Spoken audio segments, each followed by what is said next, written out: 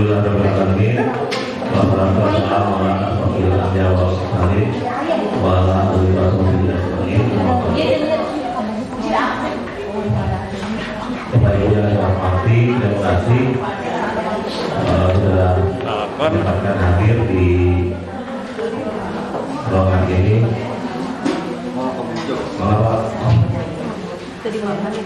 Alhamdulillah kita semua sudah diberikan kesehatan, dan yang lagi sakit mudah-mudahan segera disembuhkan. Alhamdulillah.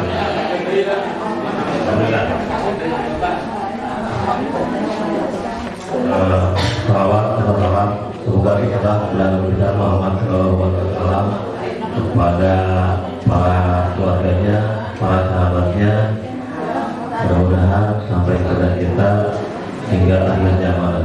Amin ya rabbal alamin. Bapak Ibu, izinkan saya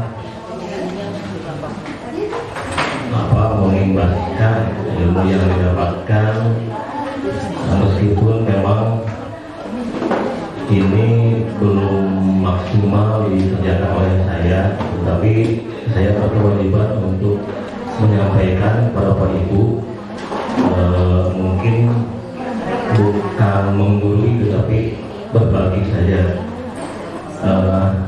Materi yang akan saya sampaikan dengan nanti mungkin sama Bu Ria ya, dibantu sama Bu Ria, tentang budaya positif. Nah, waktu dulu di lab ya Bu, di lab pun sudah dilaksanakan waktu guru penggerak angkatan 3 yang kurang lebih seperti itu.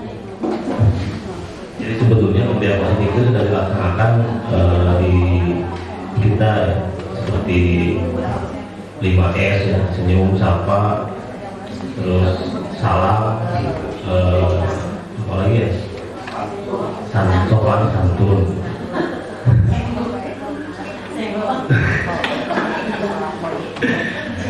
Nah, apakah makna budaya positif?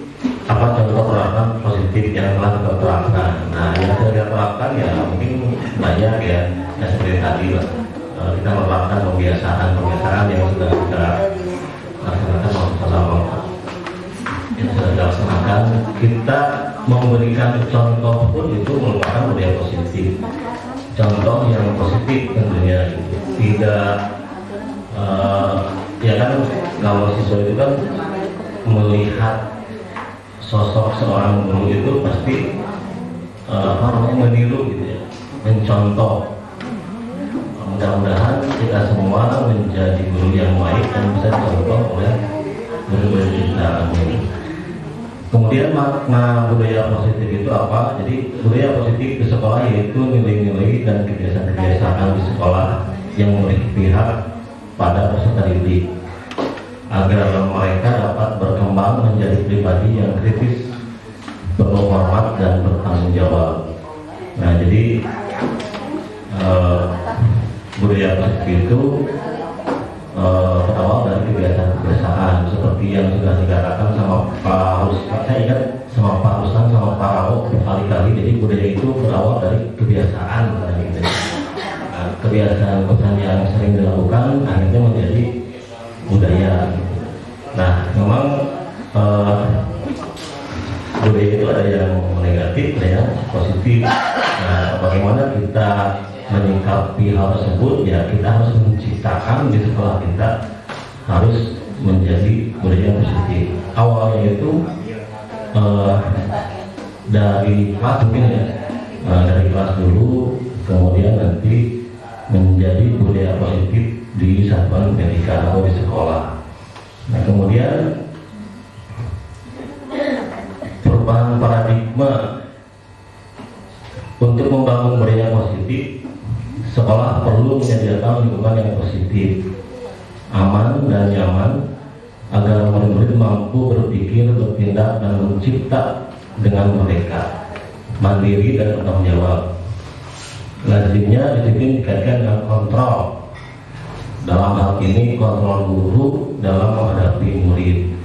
Nah, tetap seorang guru harus bisa mengontrol seorang murid, tapi bukan berarti menguasai ya. Apa namanya, yang mengontrol diri itu bukan orang lain ya, tetapi diri kita sendiri. Kita tidak bisa, lalu orang dikontrol kebatur, dibilang kebatur pasti kan nggak enak ya. Nah, beda lagi dengan apa namanya, kesadaran diri sendiri gitu. Kemudian perubahan paradigma teori kontrol, ilusi kontrol. Jadi sesuai dengan materi teori yang sudah dipaparkan oleh Ibu Master, yaitu ilusi guru mengontrol murid. Jadi guru yang mengontrol murid itu hanya sebuah ilusi gitu. Tidak bisa kita mengontrol penuh seorang murid. Kemudian ilusi bahwa kritik dan membuat orang merasa bersalah dapat menguatkan karakter. Kemudian ilusi bahwa semua penguatan positif efektif dan bermanfaat. Dan selanjutnya yang terakhir adalah ilusi bahwa orang dewasa memiliki hak untuk memaksa. Nah, yang terakhir ini yang biasanya saya lakukan. Kadang-kadang di kelasnya sok ada maksa siswanya gitu ya. Lalu siswa jika Korea kurang dipaksa kudu semangat. Tetapi kan kita tidak bisa mengontrol dirinya dia gitu kan. Yang bisa mengontrol, yang bisa mengatur dirinya sendiri ya dia sendiri gitu. Bukan dipaksa oleh guru gitu. Kemudian bisakah kita mengontrol seseorang? Nah, di sini ada stimulus respon dan teori kontrol. Di sini adalah kita mencoba mengubah orang agar berpandangan sama dengan kita. Tapi dengan teori kontrol, kita berusaha memahami pandangan orang lain tentang dunia. Jadi kalau dengan stimulus, dengan seolah-olah kita memaksa untuk mengubah dia, gitu ya. Nah, tetapi kalau dengan teori kontrol, kita mencoba untuk memahami pandangan dia terhadap apa yang dia butuhkan. Kemudian perilaku buruk dilihat sebagai suatu kesalahan. Jika dengan teori kontrol, semua perilaku memiliki tujuan. Nah, kita disadarkan dan mereka pun disadarkan oleh kebutuhan perilaku yang dituju oleh pribadinya masing-masing. Kemudian orang lain bisa mengontrol saya, hanya Anda yang bisa mengontrol diri Anda gitu. Kemarin saya dipaparkan materi tentang mengepalkan tangan ya. Jadi si anak itu coba dikepalkan tangannya sekuat tenaga, bahwa yakinkan yang ada di dalam tangan itu sesuatu yang sangat berharga dan tidak boleh dimiliki oleh orang lain. Kemudian si temannya coba buka tangan tersebut dengan berbagai macam cara, arek nyogok, arek kumaha pokoknya mah supaya ngebuka ya si kepala tangan itu. Nah, ternyata memang yang bisa mengontrol membuka tangan itu kan pasti dirinya sendiri, gitu ya. Kalau misalkan dibuka bisa oke 5.000 dibuka, tetap kan dia yang mengontrol gitu. Tidak bisa orang lain yang mengubah antara tetap mengepalkan atau dibuka kepalanya gitu. Jelas?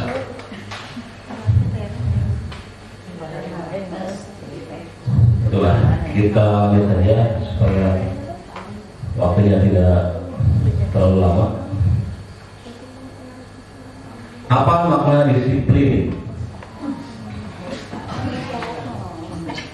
Kata disiplin sering dikaitkan dengan tata tertib, teratur, dan kepatuhan pada peraturan.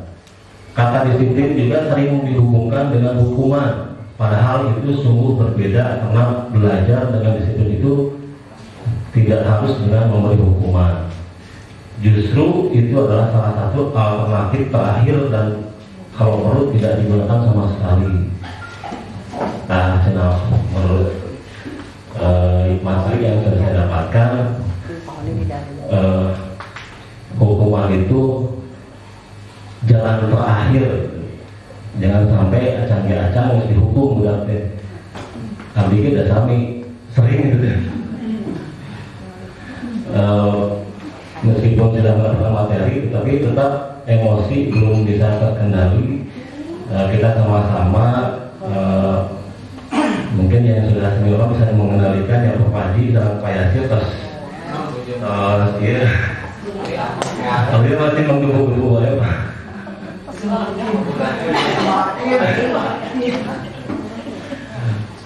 Kamari kayak siswa mau masuk kesiangan langsung carekan gitu, padahal kan tidak boleh gitu. Kita harus tahu latar belakang seperti apa gitu. Nafsu gede tanah kali kurang.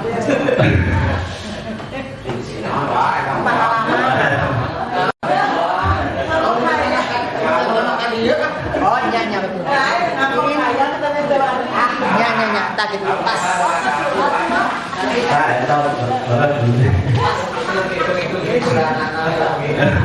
Pengalaman. Ini serius. Tapi mudah-mudahan kita semua bisa mengendalikan emosi tersebut dan sampai lah namanya nggak mungkin orang adalah yang akan budak kecewa orangnya capek gitu. Padahal apa namanya itu akan melekat kepada murid kita.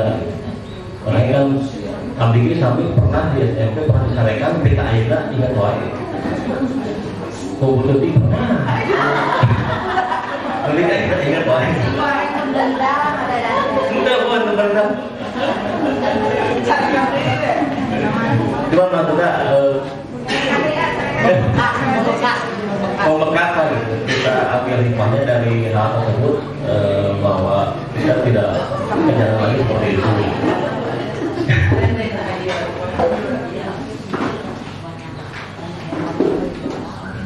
Kemudian Ganjar Dewantara menyatakan bahwa untuk mencapai kemerdekaan atau dalam konteks pendidikan kita saat ini dan untuk menciptakan murid yang merdeka, syarat utamanya adalah harus ada disiplin yang kuat. Disiplin yang dimaksud adalah disiplin diri yang memiliki motivasi internal. Jika kita tidak memiliki motivasi internal, maka kita membutuhkan pihak lain untuk mendisiplinkan kita. Nah, sejatinya disiplin itu harus diawali dengan diri kita, gitu ya. Diri murid. Jadi mendisiplinkan yang apa namanya? Jika tidak bisa mendisiplinkan diri atau ada murid yang terus-terusan wae gitu, ya berarti jalan terakhir dengan didisiplinkan oleh satu pendidikan atau guru begitu.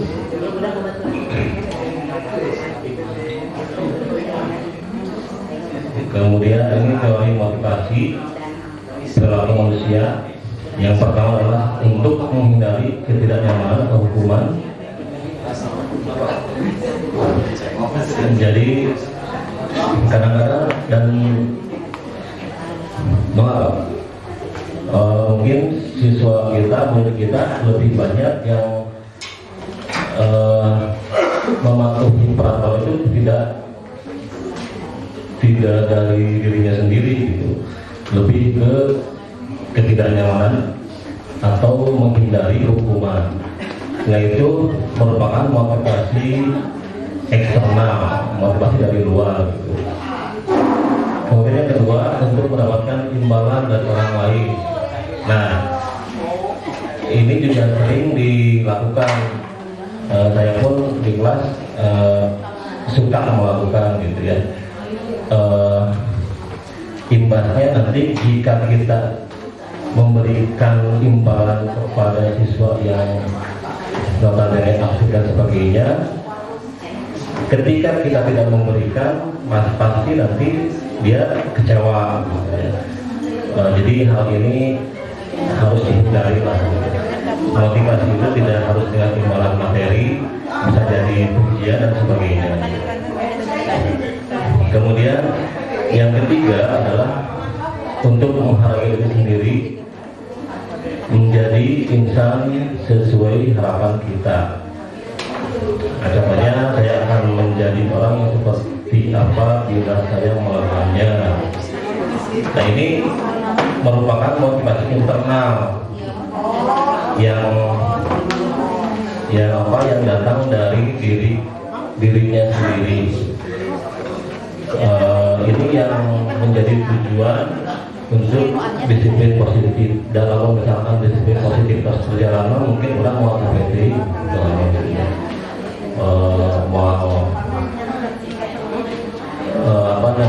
tidak akan ada yang mensadar sadaya nama, tidak mensadar sadaya murid mah yang guru, insya Allah orang wah capek ngarek lah.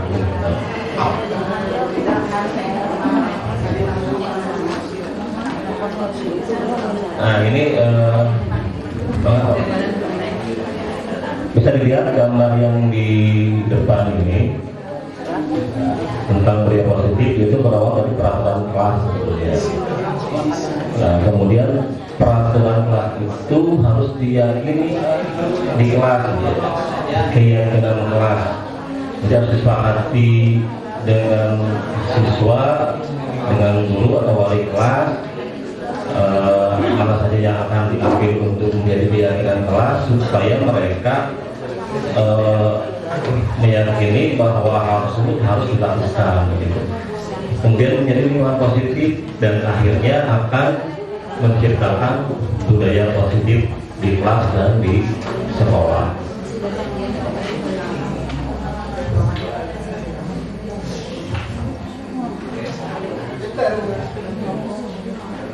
Keyakinan kelas, hukuman dan penghargaan. Mengapa tidak peraturan saja? Mengapa harus keyakinan kelas? Nah contohnya, mengapa kita memiliki peraturan harus menggunakan helm bila mengendarai kendaraan roda 2? Mengapa kita memiliki peraturan 3M, menggunakan masker, mencuci tangan dan menjaga jarak 1,5 meter? Mengapa kita memiliki peraturan harus datang tepat waktu pada saat mengikuti pelatihan? Nah ini sebetulnya kalau peraturan itu kan lebih cenderung ya tadi jadi dari motivasi eksternal. Nah kalau keyakinan kelas, karena sudah diyakini oleh siswa, karena sudah disepakati dengan curah pendapat di kelas dengan guru juga, nah maka diharapkan keyakinan tersebut datang dari dirinya sendiri dan akhirnya menjadi budaya positif gitu. Jadi untuk mendukung motivasi intrinsik, kembali ke nilai-nilai atau keyakinan-keyakinan lebih menggerakkan seseorang dibandingkan mengikuti rangkaian peraturan-peraturan.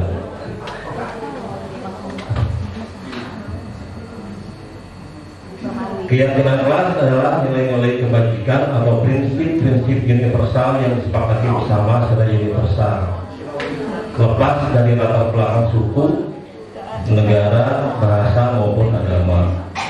Menurut dosen, suatu keyakinan akan lebih memotivasi seseorang dari dalam atau intrinsik.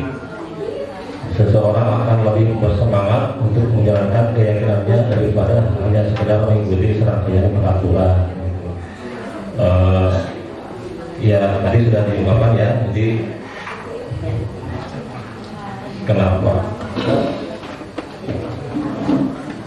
kenapa harus keyakinan kelas? Karena diharapkan untuk menciptakan kesadaran diri dari seorang murid gitu, daripada peraturan kelas yang notabene tadi tata tertib, hukum dan sebagainya gitu ya.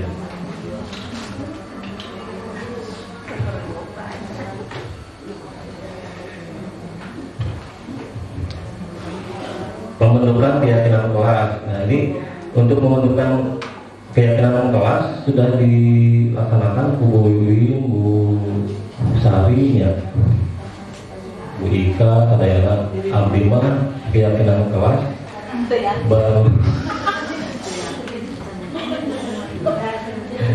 sudah dilaksanakan, sudah dicoba, tetapi hanya lisan saja, Bu, belum ditempel-tempel di dinding, gitu. Tapi nanti insya Allah akan dilaksanakan pada pembelajaran berikutnya. Nah, untuk pembentukan keyakinan kelas bersifat abstrak daripada peraturan yang lebih rinci dan konkret.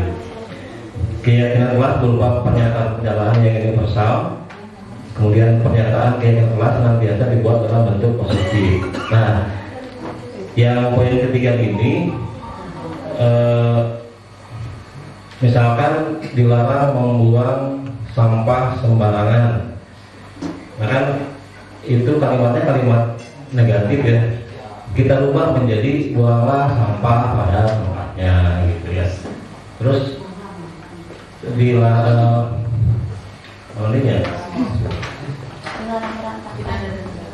tidak ada denda, gitu.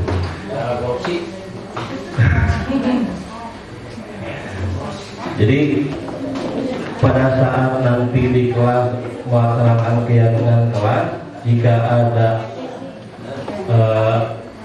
kalimat atau pernyataan yang negatif, kita ubah menjadi pernyataan-pernyataan yang positif. Keyakinan kelas hendaknya tidak terlalu banyak sehingga mudah diingat dan dipahami. Kalau menurut Bu Sari sekitar 7 sampai 14 ya, saya lihat. 7 sampai 9, salah baca.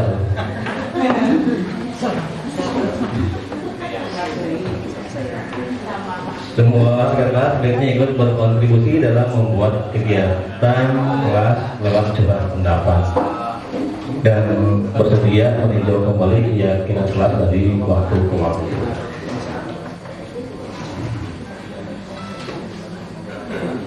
Kita skip aja.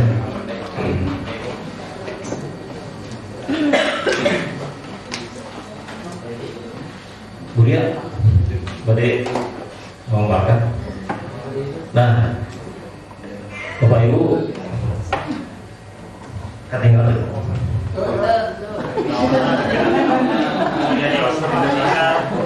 Apa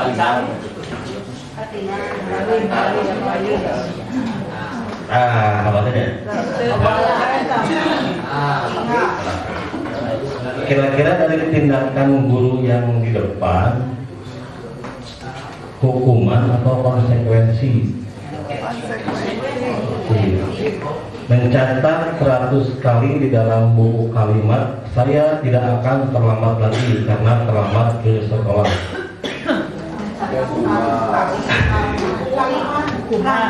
Hukuman atau konsekuensi?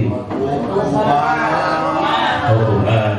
Yang kedua, Assalamualaikum warahmatullahi wabarakatuh. Apa kabar anak-anakku sekalian?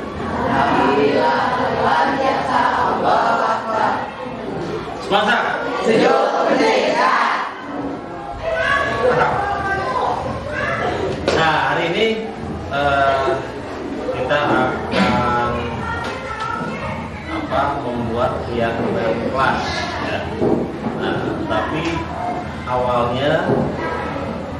dari keyakinan kelas itu yaitu dari peraturan yang sekiranya kalian butuhkan. Nanti kalian sebutkan, itu kan ada bagian dua ya, dua kertas pilot. Yang satu yaitu peraturan kelas, yang satunya lagi yaitu mimpi kelas. Misalkan seperti ini, peraturan menurut Bapak harus harus tepat waktu. Kalau enggak, kamu silakan aja bebas, jangan dikasih nama, ya, supaya nanti di ujian dan sebagainya, wah, ya, bebas bisa kalian. Mimpinya misalkan kelasnya menjadi bersih atau bersih dan sebagainya. Paham? silakan tuliskan. Yang satu lihat peraturan, yang lagi adalah mimpi. Ya, silakan. Sudah silakan. Sudah. Nah, yo yang lainnya.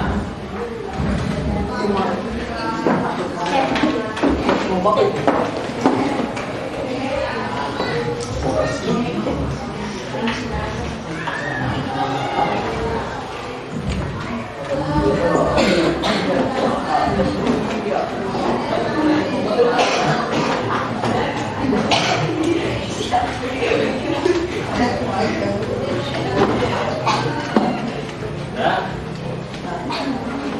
Itu kosong. Balik Pak. Balik.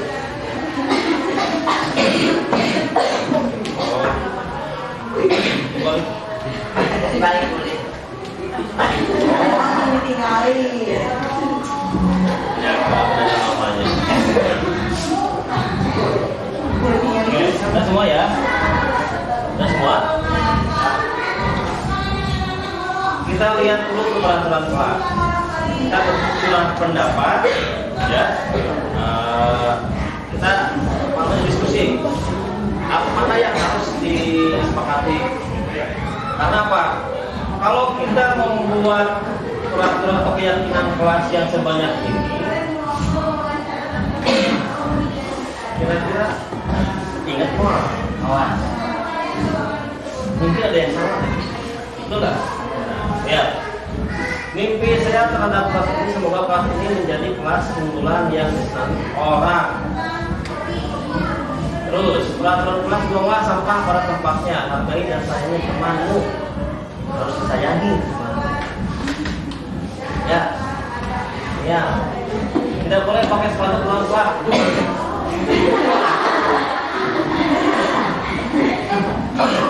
Tidak mungkin tinggal 5.000. Tidak sopan pada guru atau nakal denda 5 juta. Nah ini menarik nih, tidak boleh pakai sepatu. Ini tidak boleh pakai sepatu dalam kelas semuanya ya. Bahkan semuanya berarti termasuk guru ya. Entah itu apa. Jadi misalkan kalau kalian menyepakati semua, kita sepakat semua dengan bapak. Kalau memang sepakat tidak pakai sepatu, itu bukan. Ya, nggak masalah. Ya, harus. Nah, itu ya, tidak boleh mengobrol saat guru sedang menerangkan. Selalu menjaga kebersihan itu berarti sama dengan guru.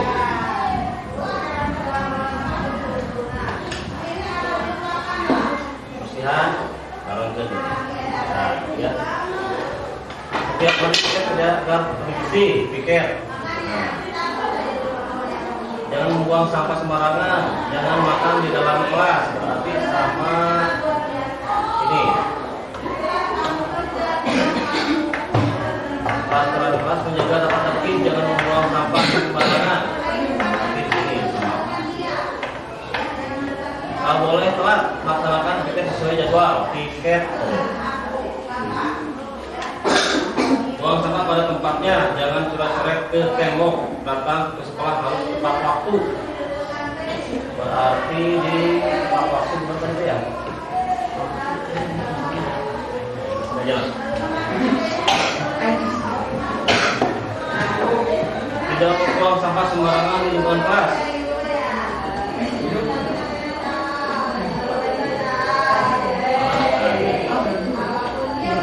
Dilarang memakai sepatu kelas. Nah, berarti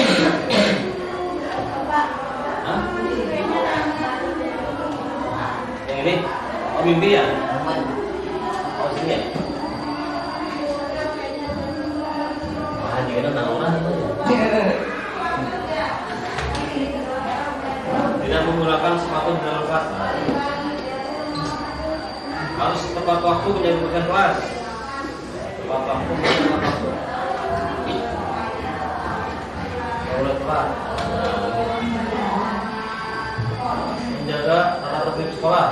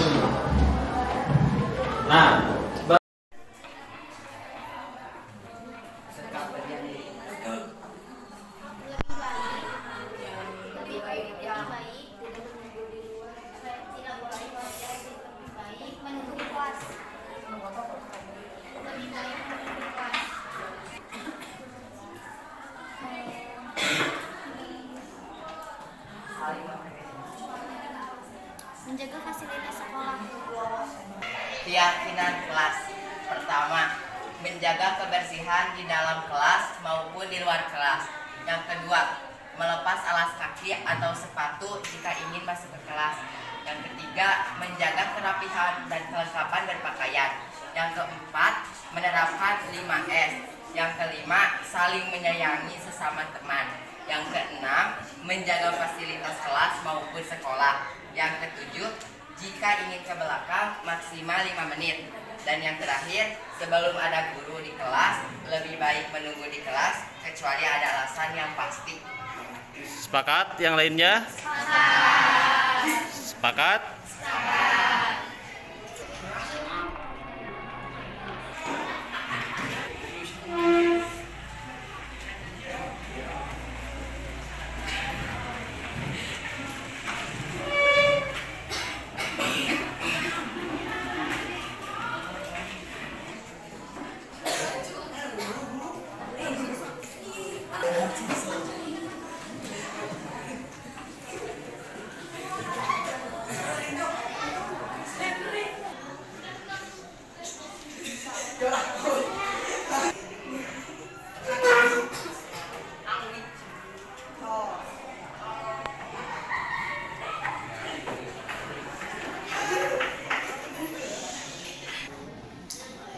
Dari 8 keyakinan kelas ini kita sudah menandatangani. Ayo bacanya.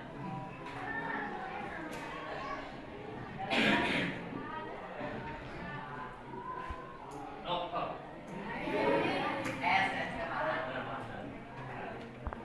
Kita sudah menyepakati bahwa ini menjadi keyakinan kelas. Ya. Nah, nanti di 8 poin ini kita buat dan kita tempel di dinding supaya kalian selalu teringat dengan keyakinan kelas kalian. Setuju? Sepakat?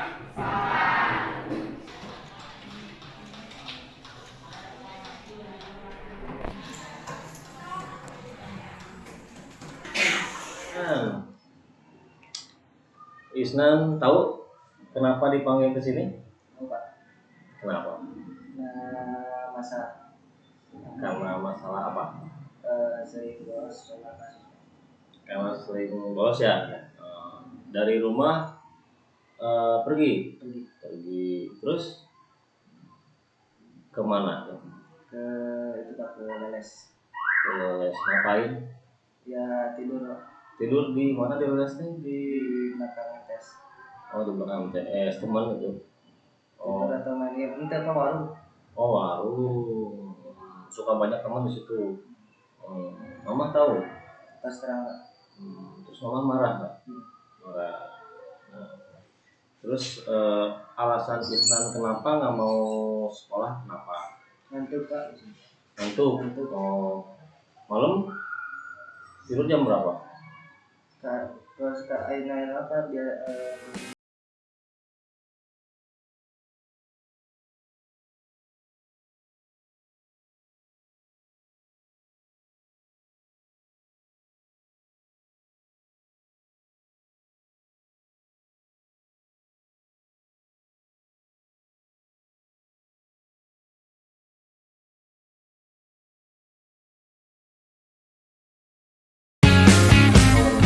Nanti bebas itu. iya. Ya pasti Isnan melakukan itu punya alasan ya. Ya. Punya alasan tersendiri. Alasannya yaitu tadi apa? Ngantuk ya. Nah, karena apa ngantuk itu berarti karena main game begadang. Jadi ya memang kalau alasannya seperti itu berarti harus bagaimana Isna gitu. Apakah hal tersebut itu baik buat Isna atau jelek? Jelek. Isna meyakini itu ya. Nah, bahwa hal yang dilakukan itu buat Isna itu jelek. kalau seperti itu berarti kira-kira langkah apa yang harus dilakukan oleh Isnan? Jangan sering begadang. Oh, jangan Sering sering begadang. begadang. Berarti lamun eh, jarang-jarang mah nggak apa-apa. Ulah ngapain sih? Ada libur aja. Yang pasti kesalahannya tadi teh apa kesalahannya Isnan teh? Begadang, Pak. Begadang, Ya. awalnya dari begadang gitu ya. Yang akhirnya ke sekolah jadi Ngantuk dan akhirnya jadi ke warung. ke warung, nggak sekolah jadi bolos gitu. Ada masalah lain gitu selain ngantuk dan misalkan ada selain itu faktornya Isnan karena apa gitu, karena ada temennya seperti apa di sini atau karena ada guru dan seperti apa, nggak ada? Ada ya, jadi karena memang hanya pelakuan Isnan pada saat malamnya begadang, kemudian besoknya ngantuk, kalau sekolah jadi males gitu ya. Nah sekarang rencana Isnan apa supaya Isnan mau memperbaiki tidak? Perbaiki, Pak. Mau yakin karena Isnan mengakui bahwa hal tersebut apakah baik buat Isnan atau jelek. Tapi sudah yakin bahwa hal tersebut adalah merupakan yang jelek lah ya buat pelakuan Isnan gitu. Nah sekarang kalau mau lebih baik berarti harus ada langkah-langkah atau rencana Isnan yang harus dilakukan ya. Apa coba? Ya, itu apa tahu sering begadang, tahu mungkin. Oh, jangan sering begadang, ya, jangan main game. Nah, terus kira-kira ada langkah lain tidak? Di rumah sama siapa? Keluarga bisa. Sama mama, sama bapak. Nah, bisa minta bantuan mama sama bapak untuk mengingatkan Isnan gitu, bisa nggak? Bisa. Nah, jadi terus sama bapak sama mama sama siapa lagi kan? Teteh mah kan Surabaya ya, Pak. Oh, Surabaya. Ya. Ya di rumah. Berarti di rumah ada 4 orang kan? Ya. 4. Nah berarti bisa minta bantuan mereka kan ya untuk jangan mengingatkan jangan sering begadang gitu. Nah tadi jadi berarti langkah-langkahnya tadi itu apa saja? Yang pertama nggak begadang, yang kedua jangan main game, yang ketiga minta mengingatkan kepada keluarga. Mau mulai kapan tuh? Dari sekarang, Pak. Dari hari ini, dari sekarang. Nah, tapi pulang nanti langsung minta bantuan kepada mengingatkan, kemudian Isnan juga tekadkan dalam hati, dalam diri Isnan bahwa Isnan tidak akan mengulangi lagi hal seperti itu ya. Nah, syukur memang Isnan mempunyai sadar diri gitu ya. Alhamdulillah. Kemudian selain itu apakah ada langkah lain atau masalah lain? Silakan ceritakan kalau ada. Nggak ada? Cukup? Yakin ya? Yakin. Cukup? Ya udah.